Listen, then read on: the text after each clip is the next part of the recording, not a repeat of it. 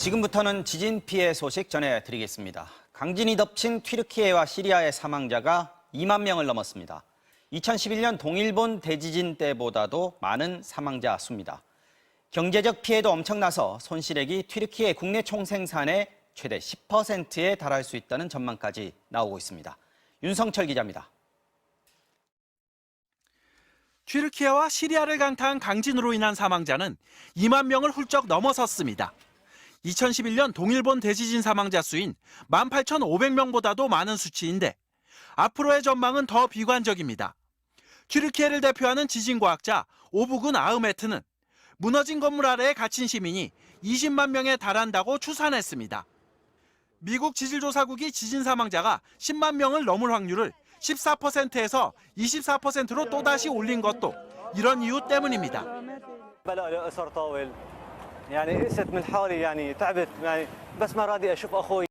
사망자 수 예측이 현실화될 경우 금세기 들어 가장 참혹한 피해를 준 강진으로 기록될 수 있습니다.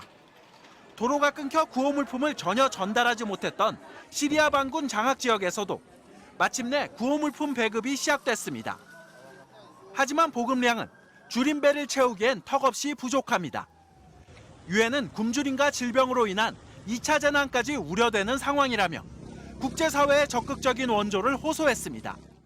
In the face of this epic disaster, I strongly appeal to the international community to show the people of Turkey and Syria the same kind of support and 경제적 피해도 눈덩이처럼 불어나고 있습니다. 미국 지질조사국은 튀르키예의 경제적 손실 규모가 1,000억 달러, 우리 돈 125조 원을 넘어설 가능성을 당초 24%에서 33%로 높여 잡았습니다. 비관적 전망에 증시는 폭락해 5거래일간 휴장하기로 했습니다.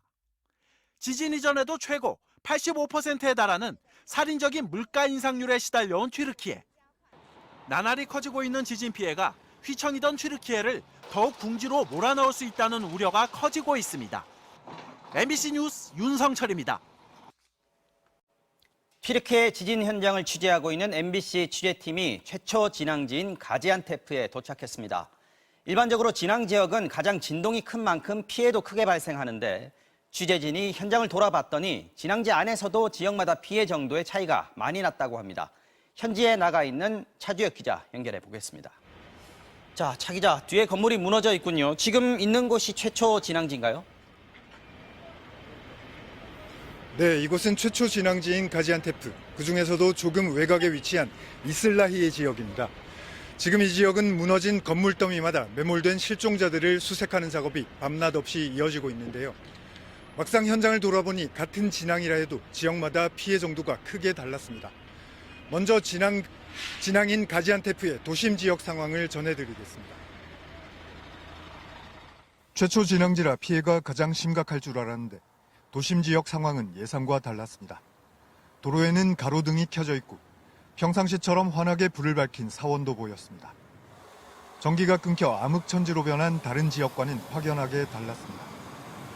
지어진 지 얼마 안 돼 보이는 아파트들은 균열도 없이 멀쩡했고 드문드문 불이 켜진 집도 보였습니다.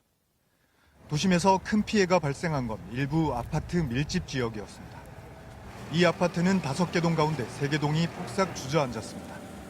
거대한 흙더미를 쌓아놓은 것처럼 각 층 사이에는 조그만 빈틈조차 없습니다. 지진 발생 첫날만 일부 주민이 구조됐을 뿐 생존자는 더 이상 나오지 않고 있습니다. 현장 구조대원들은 붕괴된 아파트가 튼튼하게 지어진 것으로 보이지는 않았다고 말했습니다. Tam çökmüş binanın yapısından dolayı yani yapım aşamasında oluşan sorunlardan dolayı tam çökmüş ve hangi kat nerede tam belli değil. 자, 최초 진앙지인데 도심이 다른 지역에 비해서 오히려 피해가 좀 덜하다고 하니까 좀 의외인데 그러면 지금 차 기자가 서 있는 곳이요. 도심에서 다소 벗어난 외곽 지역 상황은 어떻습니까? 네, 이곳 이슬라히예 지역은 시내 중심부와 달리 오래된 건물들이 대부분입니다. 그래서인지 붕괴된 건물들도 훨씬 많고 이재민 숫자도 많습니다. 다른 외곽 지역도 상황은 비슷했는데요. 가지안테프 외곽 지역을 돌아봤습니다. 어둠이 짙은 새벽, 취재팀은 중심부에서 30분 정도 떨어진 누르다그 지역을 먼저 둘러봤습니다. 처참하게 무너진 건물 잔해들, 휘어진 얇은 철근들이 실타래처럼 얽혀 있습니다. 골조를 확인할 수 없을 만큼 완전히 무너진 이곳은 7층 높이의 대형 주상 복합 건물이었습니다. 더 이상 인명 구조는 불가능하다고 판단해 중장비를 동원한 철거 작업을 진행하고 있습니다. 지진 발생 첫날 맨 위층에 살던 주민 일부를 구조했고 다음 날 매몰된 승용차 안에 있던 12살 소녀를 구해냈습니다. 그 이후 생존자는 나오지 않고 있지만 매몰된 남편을 기다리는 이 여성은 집 주변을 떠나지 못하고 있습니다. Hem süreç gecikti, hem açlar, hem hava soğuk, hava şartlarından dolayı cansız bedenlerine ulaşıyoruz. 주택들이 밀집한 이곳 이슬라이의 지역엔 이재민을 위한 대규모 텐트촌이 마련됐습니다. 길게 뻗은 도로 양쪽에선 동시다발로 수색이 이루어지고 있습니다. 구호 물품으로 힘겹게 버티는 이재민들은 기적 같은 구조 소식에 마지막 희망을 걸고 있습니다. 튀르키예 가지안테프에서 MBC 뉴스 차주혁입니다. 비록 골든타임이 지났다곤 하지만 기적의 순간들은 계속되고 있습니다. 10대 소년이 자신의 소변을 마시며 버틴 끝에 94시간 만에 건강하게 구조됐고요. 숨진 엄마와 탯줄로 연결된 채 건물 잔해 속에서 태어난 아기가 있었죠. 이 아기의 가족이 돼주겠다는 입양 요청이 전 세계에서 쇄도하고 있다고 합니다. 김정인 기자가 전해드립니다. 83시간, 88시간, 89시간. 골든타임이라는 72시간은 지났지만 그래도 기적은 일어나고 있습니다. 17살 소년 아드난이 94시간 만에 구조됐습니다. 다시 만난 어머니와 아들은 서로를 부둥켜 안고 떨어질 줄 모릅니다. 구조대원은 소년이 무사히 살아나온 것에 감사를 전합니다. Benim senin gibi oğlum var. Yakışıklı. Ben beni 4 gün boyunca uyumadım. 소변을 마시며 꼬박 나흘을 버틴 소년은 인터뷰에 응할 만큼 건강한 모습이었습니다. Kendi tuvaletimi yaptım, tuvaletimi içtim. Hayatta kalmak için. Böyle hayatta durabildim yani. 드디어 먼저 구조된 딸을 만날 수 있게 된 아버지는 구조대원에게 이렇게 말합니다. Kızın yanına göndeririz seni. Sahra Hastanesi'ne. Biz seni kurtarmakla kendimizi kurtardık. Tamam mı? Evet. Öyle düşün yani. 하지만 이렇게 가족을 다시 만나는 건 쉽지 않은 일입니다. 잔해 밑에서 어렵게 구조된 시리아 소년 모아즈가 가장 먼저 찾은 건 엄마 아빠입니다. 소년의 간절한 울음에도 불구하고 가족은 아직 잔해 밑에 있습니다. 가족을 모두 잃고 폐허 속에서 태어난 아기. 엄마의 마지막 선물로 태어난 이 아기의 이름은 아야. 아랍어로 기적이란 뜻입니다. تاريخ 9/2 البنت ولله الحمد البنت سميناها آية مشان ما نضل نصح لها حديث ولادي. 먼 친척이 아야를 데려갈 것으로 전해졌지만 그 역시 삶의 터전을 잃은 상황입니다.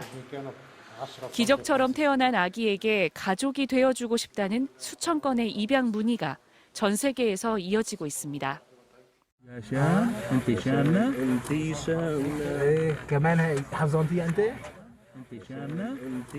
구조대원들은 무서워하는 아이에게 노래를 불러주고 손을 꼭 잡아주기도 합니다.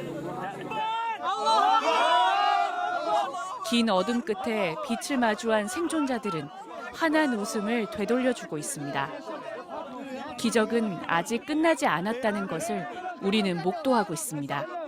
MBC 뉴스 김정인입니다.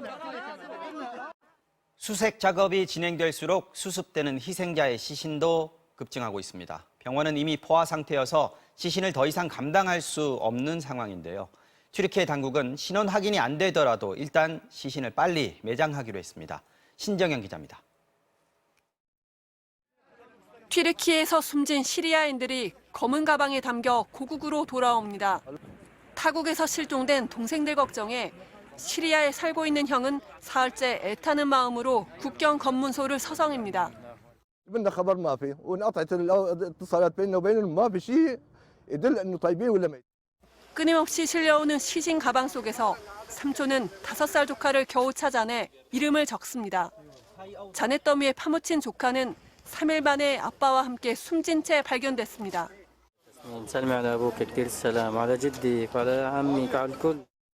가족과 친척 18명을 잃은 이브라임 씨는 무너진 집 주변을 떠나지 못합니다. 그의 팔에는 숨진 가족을 수습할 흰 가방이 여러 개 들려 있습니다.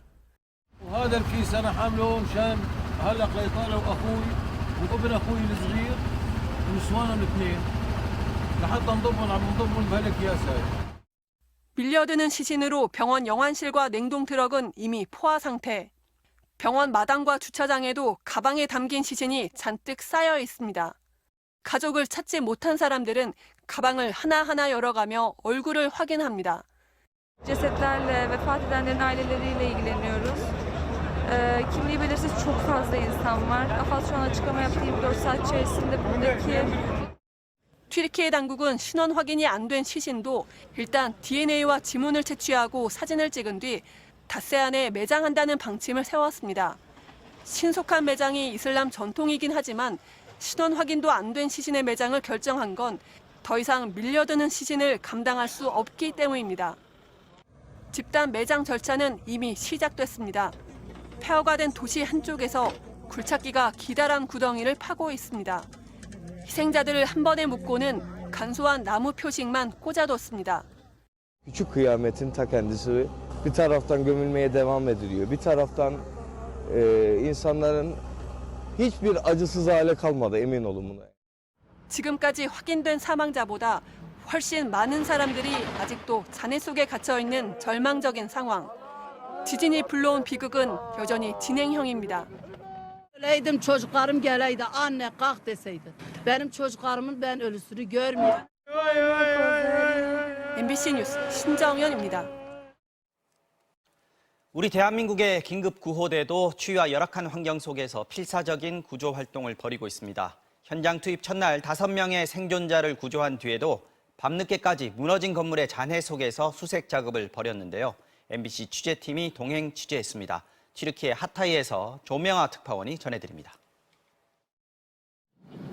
눈에 보이는 모든 건물이 무너져 내렸는데 구조에 나설 사람도 장비도 부족합니다. 건물 앞에는 여전히 잔해 속에 있는 가족들을 기다리는 사람들로 북적입니다. 가장 심각한 피해를 입었고 구조 여건도 열악했던 안타키아 지역에서 우리 긴급구호대는 실종자 가족들의 마지막 희망입니다.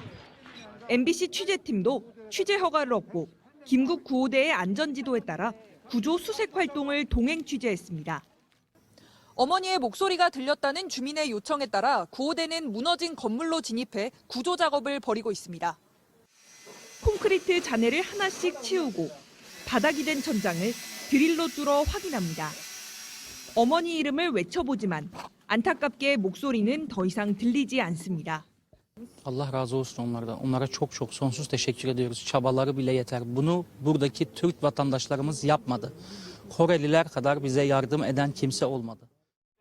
현지 시간 어제 새벽 본격적인 활동을 시작한 긴급구호대는 탐색견을 동원해 건물 곳곳을 수색한 끝에 첫날에만 5명의 소중한 생명을 구해냈습니다.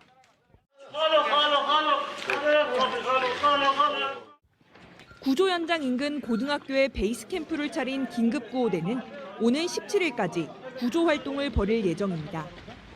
우리 정부는 현지 상황에 따라 추가 파견도 검토할 계획입니다. 세계 각국에서 파견된 구호팀들의 활약도 이어졌습니다. 앙숙 그리스는 80여 톤의 구호품과 함께 구호팀을 파견해 10여 명을 구조했고 팔레스타인 문제로 한때 껄끄러운 관계였던 이스라엘도 구조팀을 보내 최소 10명 이상의 생존자를 구조했습니다. לפני זמן קצר סיימנו חילוץ של תינוק כבן שנתיים. חילוץ ארך מספר שעות. 서로 전쟁 중인 우크라이나와 러시아도 이번에는 한마음으로 구호대를 보내 구조 활동에 동참했습니다. 튀르키예 하타이에서 MBC 뉴스 조명아입니다.